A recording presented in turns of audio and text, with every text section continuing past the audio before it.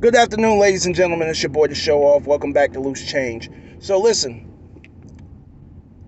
in the spirit of the last video that I posted, I wanted to come and do a full video. The video I was trying to do was a short. I was trying to do a short, ladies and gentlemen, and I think I was 1 second over. So it didn't post it as a short. It posted it as a real video, a long video, or whatever the case may be. But I wanted to come back and touch on that subject again because I came across this video. In the NBA with multiple teams. In 2018, he was waived by the Magic after he was named in a report by ESPN's Outside the Lines that he'd been involved in an alleged sexual assault at Michigan State in 2010. No charges were filed in that case. Prior to playing in the NBA, Payne. So like I said, ladies and gentlemen, what I wanted to do was I wanted to make a video in the spirit of the video that I just posted. And please believe me, there is no walking back. I'm not walking back on the fucking thing, but something dawned on me, ladies and gentlemen. Even if you go back and watch that shit with Malika Andrews and Stephen A. Smith, ladies and gentlemen, what Stephen A. Smith did was he essentially had to stop short of what he really wanted to say. And I was thinking more like, yo, if they're going to allow these women to say what they want to say and to be unfair with these black men, then why are we watching them? That's how I was thinking when I made that video. But ladies and gentlemen, then it dawned on me, and especially once I watched this video, it really dawned on me something. What Stephen A. Smith wanted to say to her, and this is why it's unfair, he wanted to basically explain what consensual means. But he stopped short of that because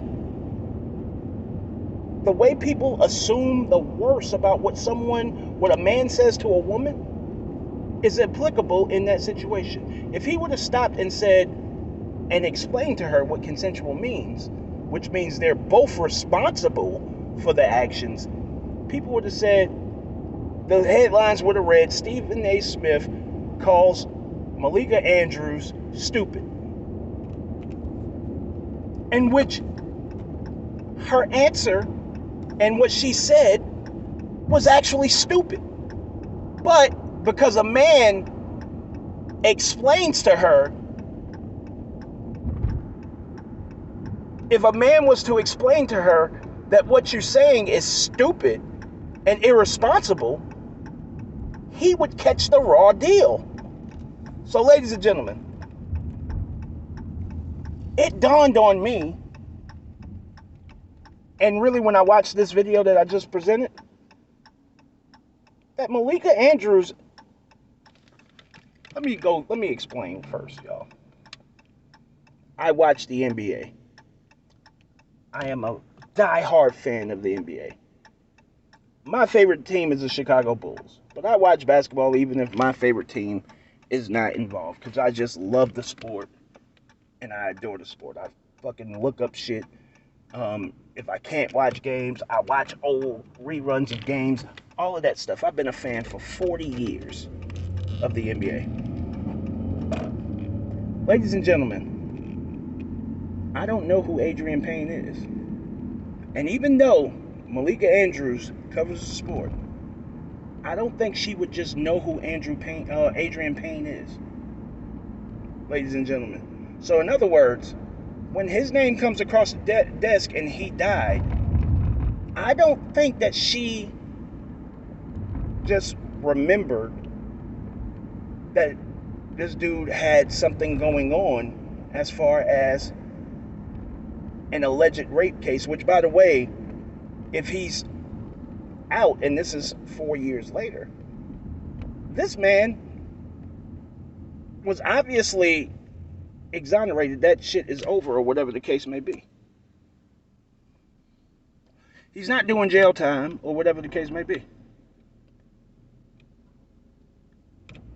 So to bring that up, ladies and gentlemen, someone fed her that information. All right?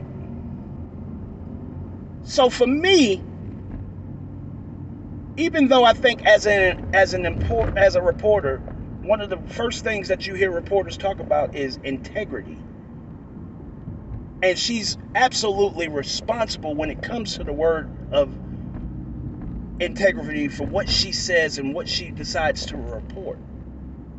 Ladies and gentlemen, she's not being given this information because they don't want her to report it. Someone is telling her to say that, and they're essentially sicking a little pit bull at us that we can't defend ourselves against. Or at the black men who are involved in these associations that they get paid to cover. So why not hurt their pockets? Because I'll give y'all an example of how it never stops.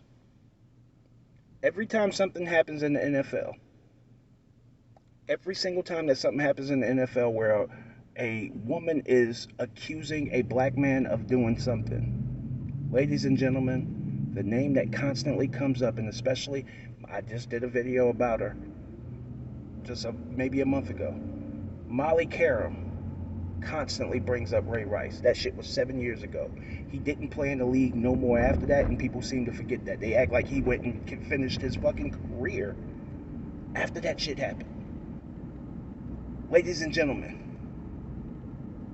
Ray Rice did that shit maybe 7, 8 years ago. And you won't let him live. It never fucking ends. You don't ever talk about how he ran the rock or say anything good about him or whatever the case may be. That shit was 7, 8 years ago, and they continuously bring that shit up as an example to how women weren't protected. And he can't ever live that shit down because of people on ESPN. He's still married to that woman. And he can't watch ESPN when something happens because he knows that his name is going to come up 7 years later. His wife can't watch ESPN because they're going to rehash the memories of what happened in that elevator 7 years ago. 8 years ago, however long it's been. I know it's been a really long time. This man should be about to be going into his 40s, and he can't live down something that happened that long ago.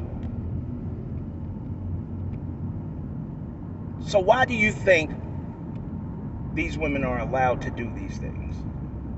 And that's why I say that it might be time that we need to start hurting their pockets as they keep. And eventually, I'm not really just coming at the black men who watch ESPN, because a lot of us watch ESPN. But these athletes need to start looking at that shit and stop giving them interviews and shit like that too. And I hope everybody shares this video. I hope everybody who comes in contact with this video shares this video. Because somebody had to fucking say it. I'll be the one. Show off.